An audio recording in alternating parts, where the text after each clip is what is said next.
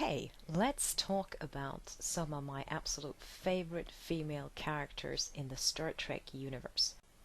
There are so many to choose from because even way back from the 60s up all the way up till today, Star Trek has prided itself in being, this all-inclusive sort of utopian um, representation of the future. And also, even bad guys and villains have also been, strong and interesting and cool. And I thought I'd make a little bit of a tribute video to all the cool ladies out there, um, and particularly perhaps the ones that I like the most. And this might be controversial in some senses, at least around fans. So, in no particular order, we start with Kalar. Uh, what needs to be said about her? She's awesome. Lily Sloan from Star Trek First Contact had the ovaries to stand up to Picard when she thought he was making a bad choice, a bad call. And that is pretty damn tough.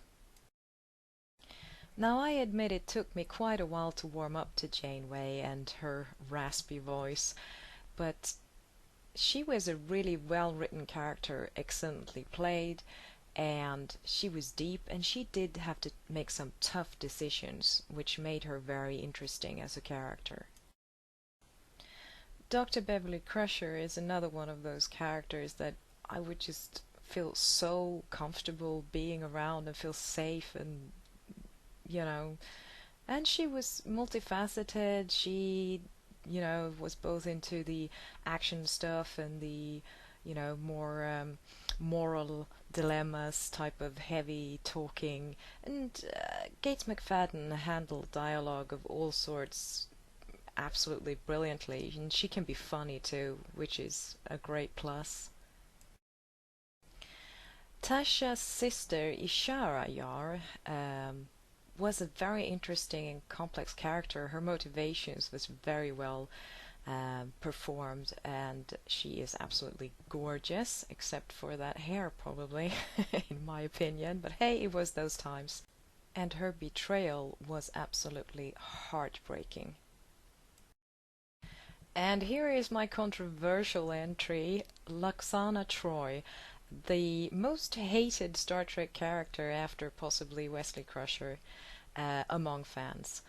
I disagree. I always liked her. I thought she was funny and I thought she was inspiring. Her love for life and her like hippie-esque nature appealed to me.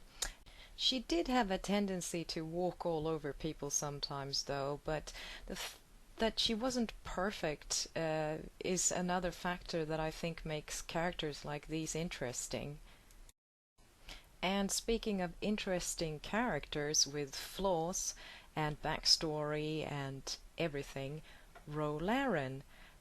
She was so un-Starfleet that you could possibly be. She was so fascinating and brought new life and new like freshness to the series, and she was epic, really interesting, strong, um, and she was fantastically played, and a tricky character. She could be tricky to like, but you understood exactly where she was coming from.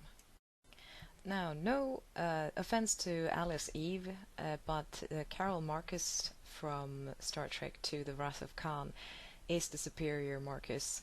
Um, I don't think the new one has enough screen time to actually make an impact, um, like Bibi Besh did, or how you pronounce her name. I'm sorry if I pronounced it wrong.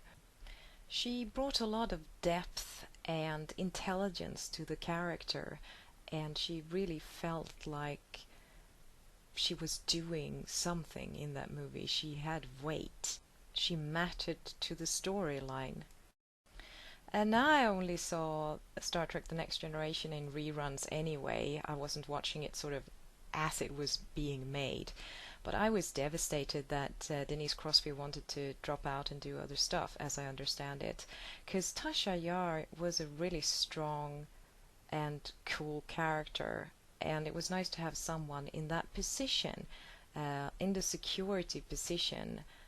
Most other female cast members were typically in nurturing positions. They were doctors and psychologists and so on and so forth. But Tasha was kicking ass.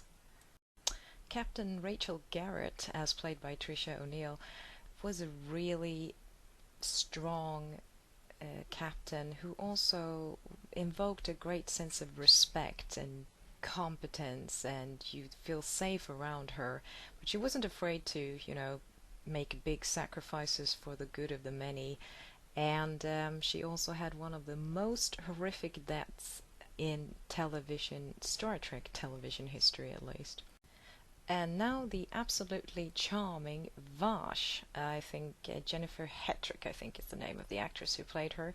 Absolutely charming. She reminded me a lot of Marion Ravenwood in Raiders of the Lost Ark. Not just because there are archaeological elements to the episodes where she has been featured, but she had that spunk, or what you call it. She's really fun.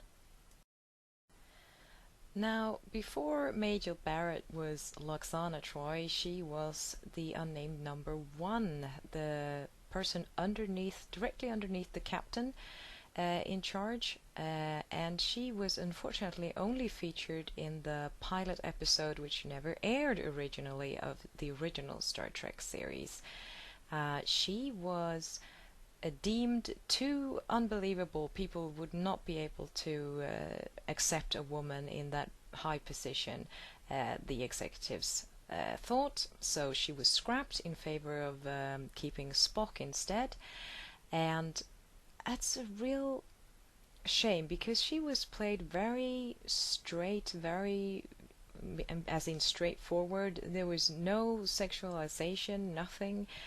She was just a very level-headed, competent woman doing her job. Thankfully, though, Roddenberry managed to create a character who was both a woman and black to be featured in a position on the bridge. And even if you, though, you can claim that Uhura didn't do much, and she certainly didn't do much compared to her counterparts today in the modern versions, but she was an extremely important character to even have around, just as inspiration, that people saw her there, and that was a possibility. If you could think it, you could do it. And in that sense, she was very important and has had a huge influence. 7 of 9 proved that you could have a character be very sexualized and still be interesting and with great character arcs. And now I can agree that having the Borg get a leader, a queen, took away a lot of what was interesting about the Borg. But I have to admit that the Queen as a character is fabulous, scary and sexy and interesting and everything at once, and absolutely perfectly played. The original Queen was played by Alice Krige, and she became one of my favorite actresses. And Susanna Thompson also did a good job in some of the series episodes. And I can't talk about females in Star Trek without mentioning the Enterprise. This is the Enterprise D, which is closest to heart to me personally, because I am a Next Generation fan most of all. And to a fan, the ship is like a home away from home, and it is a real character. Warm and lovely. So those are my picks for my favorite Star Trek females, and if you disagree, that's fine. This is a personal list. You can mention whatever you prefer down in the comments. I should also mention that I have not watched every single episode of every single series, hence, of course, it's going to be mostly things that I am, it's going to be all things that I'm familiar and characters I am familiar with, naturally. So There you go.